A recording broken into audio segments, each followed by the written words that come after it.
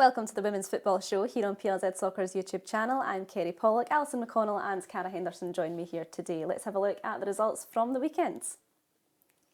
It was Hibernian 6, Queen's Park 1, Montrose 2, Dundee United 1, Hearts 3, Aberdeen 0, Motherwell 0, Glasgow City 1, Rangers 6, Spartans 1, Partick Thistle 0 and Celtic 3. Alison, Rangers still sit at the top of the table. Erin Rennie did get the scoring started for Spartans, but it seemed to anger the beast almost in Rangers. Yeah, I think Joe Porter was a bit annoyed. It was a mix-up defensively, just a very rare moment of sloppiness, I think. But yeah, I think Rangers then just turned it on very quickly. A quick 2 goals then. They got them back in it. Then Katie Wilkinson added a third before half-time and then another 3 goals after the break. I think you're seeing a team that are capable of steamrolling over the across other sides this season. I think they're very aggressive in terms of middle to front. That's the first goal they've conceded so far in the league this season. So I think Joe was a bit irked about it, but overall I think you have to say this is a team that look very capable this season. And that can either go one way or another, Cara. When you score first against one of the top sides, it can shake them or it can light a fire under them. Yeah, I think it's a hard one because you want to feel like you do spook them, but then I think the reaction, especially when you do it early, I think the reaction that you get from them is usually pretty extreme, and as you can see, obviously putting 6 past. But I think it says a lot about where Rangers are at that Joe Potter is annoyed by the first goal they've conceded in 5-6 games. Like that's a quite unbelievable level of standards. So I think obviously Spartans will have been happy in the moment, but then what follows is just pretty harsh. You can't really stop it when that happens. You've played obviously the top 3 sides now. What's your assessment of them? Who's the ones to beat in your opinion? I actually genuinely think it will be a good battle again. I think that other teams will have more of a say in it this season. I think Hearts, Hibs, I'd like to think that us, we can provide a challenge to them. But I think looking at them, I do think it will be close between Rangers and Celtic. I think City will be closer to the battle this time. I think obviously the players they've added are real quality, but I think all games between them do mean something. Obviously, Celtic have already beaten City this year. But I think that the main one to look to now is the Celtic-Rangers game. I think that'll be a really good indication. I think if it's a draw, then that brings, that'll really, really suit City. I think if they can sort of stall each other again, that will be really interesting to see how that plays out. But I think it'll be close, and I think that it will come down again to the small margins against the teams that, they can't drop points out with, probably the top 3 games, which makes it more interesting for everyone. Absolutely. Well, your side, Partick Thistle, took on Celtic, 3-0 defeat. What's your assessment of the game? I think we actually were okay in spells, but I think, when we conceded within the first minute of a game against, it's sort of the flip side of the Spartans result. When you concede so early against Celtic, you give yourself such an uphill battle because they build in confidence, they got into their flow. I thought for parts of the game, their phases of play were quite relentless and didn't really give us a chance. But I think that obviously 3-0, I think that we defended well in part. I think that actually, although it felt like they were pretty dominant, I don't think our goal generally had many saves to make in terms of there's a lot of action, but it wasn't necessarily like shot after shot after shot. So I think we can take positive from it and look to the next week and just try and pick up more points. Absolutely. They still have a game in hand, Alison, Celtic, but to see them languishing there in 4th, it gives other teams that bit of an incentive that they can go and take them on like we saw with Hibs. Yeah, I think so. I think it's very tight just now at the top. Celtic and Rangers obviously have their game in hand against one another. That game was due to have been played last weekend when they were in Champions League action. I think I agree with Cara. I think that one's an intriguing contest between the two of them, the first time that they're up against one another.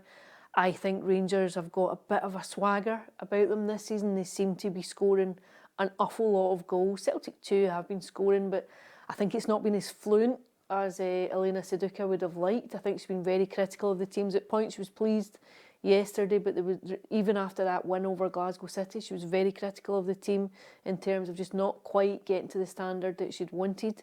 I think that game will be huge. I really do. I think it will give a very immediate indication of just how the title race will go. And of course, Celtic will go into that game on the back of 2 fairly arduous Champions League qualifiers that take place next Sunday and then next Thursday, and then that they'll be coming up to that game against Rangers. But yeah, huge intrigue. I think at the minute it's too early to say. Celtic have dropped points to Hibs. Rangers blemish free as it stands, other than 1 goal conceded. It's been very, very straightforward. Rangers, I think, the only team now who haven't dropped any points, are the only one who can boast a 100% record. Everyone else round about them has dropped a few. So very early days, but the immediate impression you have is that teams have a focus on scoring goals, not just winning games, but scoring goals, because of the fact that you saw the league title go and be determined on goal difference last season. Yeah, and just before we move on then, Cara, your teammate Cheryl McCulloch coming back after picking up an ACL injury 2 seasons ago. Pleased to see her back on the pitch. I'm absolutely delighted. I think it's been such a long sort of recovery period for her, and she's such a massive player on the pitch for us and also in the dressing room. She's a leader. She's so experienced, and I'm absolutely delighted. She's worked so hard to get back to this part, and she'll be crucial for our team going forward as well. It'll be alright. It's so good to have her back, and I was absolutely delighted to see her back, because it's not easy. These injuries, they're brutal like that. It's such a long time to be out, and it's happening more frequently as well right now, which is really worrying. But I'm delighted to see her back, and she's going to smash it when she comes back, because that's the type of character she is. Yeah, brilliant. Right, Hearts took on Aberdeen, a 3-0 win for them. Just 1 defeat and 7 Ali. They are certainly a side to be contested with this season. Yeah, I think they've been excellent. I think built on last weekend's derby win against Hibs, I think they've looked very, very impressive. Aberdeen still without a manager, but yeah, I think Hearts have. You can see, I think, that they've kicked on a bit. I think every season under Eva Ola they've improved. And I think they'll be delighted with the start they've made. They've dropped points only to Glasgow City. Other than that, it's been a very, very impressive start. Again, not just winning games, but scoring a lot of goals, playing a very particular kind of style, a real focus on attacking football. Yeah, I think they'll have an eye on trying to catch Glasgow City, I think, this season. Well, Glasgow City, of course, Cara, just 1-0 victory over Motherwell. Paul Brownlie's side wouldn't be too angry or too disappointed at that scoreline. No, I think, and they were probably within the game. I haven't seen it totally, but they probably at 1-0, there's always a chance for you to get something from that game, so he'll be happy, especially after the result against us last weekend. I think that shows that there was some sort of reaction from the team, and I suppose from Glasgow City's point of view, not an easy game clearly, but they've still managed to grind out a win. So I don't know what that really looks like. It's always hard when 1-0, because you don't know if it's just that it's been 10 men, 11 men behind the ball and they've just sort of sat in, or if there's been missed chances. But I think that for both sides there'll be positives, that they've ground out a win from Glasgow City, but from Paul Brownlie's side, that it's a pretty good result against the top 3 side. Interestingly, Ali, Glasgow City face Hibs next week. Yeah, I think so. I think that's quite an intriguing game. Hibs, of course, I think they'll be sore at the way they lost against Hearts. I think they'll feel as though they've got a point to prove, because they'd started the season so well up to that. I think delighted with the point that they took against Celtic, and energy too. They had to come through. Frustrated Celtic, and offered a bit of a threat themselves too.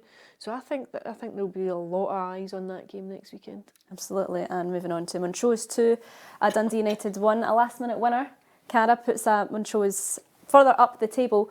Just 2 wins and 7, but it can also be happening. You can also kind of look at what's going on around you that can really help your side, just like Montrose. Yeah, I mean, those are the games that are so important as well, because as we've spoke about at length already on the show, the 3 teams going down, it means that these games against each other and that sort of bottom 6 is so important. So a last minute winner, they'll be absolutely delighted with that from their point of view, and it gives breathing space a little bit in terms of the wins. I think the wins are so important in this league, across the board, but especially, I mean, this 3 team going down, you can feel that there's gaps between teams, but there will, as we've said before, there'll be a team that goes down that have actually had a decent enough season, and it's just the luck of the draw.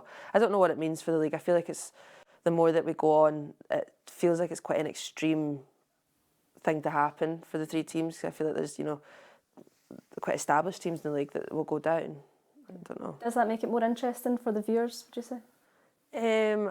For this season alone, maybe, but then I really do strongly believe that we're going to lose teams that would do the league good. I get like the reshuffle league, I get that happens, but I think it'll be interesting to see how that plays out in terms of how do you then go forward from that. If you're the 3 teams that go down, what does that look for the SWPL too? Does that make that more competitive? I don't know, but it just feels like a very harsh punishment this season anyway.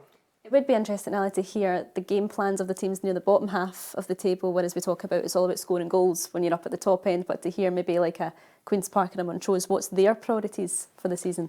Yeah, I think I think the 3 going down will lend itself to a real nervousness for anyone who's at the bottom of the table, and I think the danger in these opening weeks is that you get cast adrift early on and you find it very hard to recover.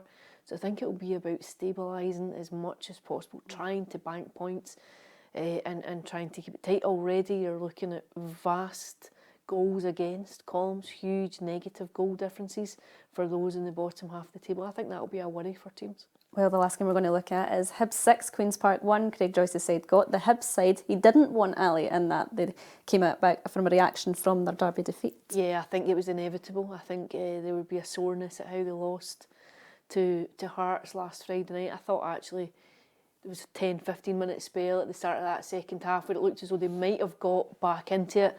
So I think there would have been frustrations on the part of Hibs to come out and now just kind of put that one to bed. But also I think it just magnifies the difference in quality that you have across various aspects of the league. I think there's a huge chasm between those in the top half and those in the bottom half.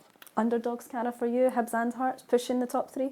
I think so. I actually think that's just as important as within the league, is that you just don't have the top 3 running away with things, because I don't think it gets exciting near the end of the season, but for this part of the season, if you've got such a massive gap, obviously taking 6, 7 off of teams, it's not ideal from an outsider point of view looking in the league. But I think that Hibs, Hearts, and I actually do think that other teams will cause problems to Hibs and Hearts themselves as well. I think that if they can challenge them and we can challenge them, it makes for just a totally competitive league, which is what you want. You don't want it to be, and always speak about the 3 sort of tiers of the sort of 3 mini leagues in the league. You don't really want them to be massive gaps between everyone, because it means that it's much more uncompetitive. So I think it's good that Hibs and Hearts, hopefully, and like I said, ourselves, will prove challenges, but you don't want it to become just such massive gaps. Like Alison said, you don't want massive chasms where the same teams are getting beaten, 6, 7. That doesn't really prove much for the league. Let's have a look at what's coming up next weekend. Glasgow City take on Hibs, Spartans face Aberdeen, Queen's Park will host Motherwell, Dundee United take on Partick Thistle, and Hearts against Rangers. Glasgow City, Hibs, Hearts, Rangers, Ali, do you see any potential upsets happening there? Hearts Rangers is an intriguing one too. I think both Glasgow City and Hibs and Hearts Rangers. I think what we've seen across the early weeks of the season is an impression that Hearts and Hibs are capable of going and challenging the top 3. Well, let's see. This is a week where you get an opportunity to see what is the difference, what's the level and standard. Hearts, of course, had a massive say last season in the title. Rangers dropped points at the Oriam that midweek night, just in the run-in. It ultimately cost them the title. I think it will be interesting to see how Rangers cope again back through in Edinburgh. Eva Allwood's side, they will be full of confidence. I think there was a feeling within the Hearts camp that they were frustrated to drop points to Glasgow City. They felt as though they should have taken something from the game. This is a game where you can go now and see, well, what is the standard? What's the gap between them?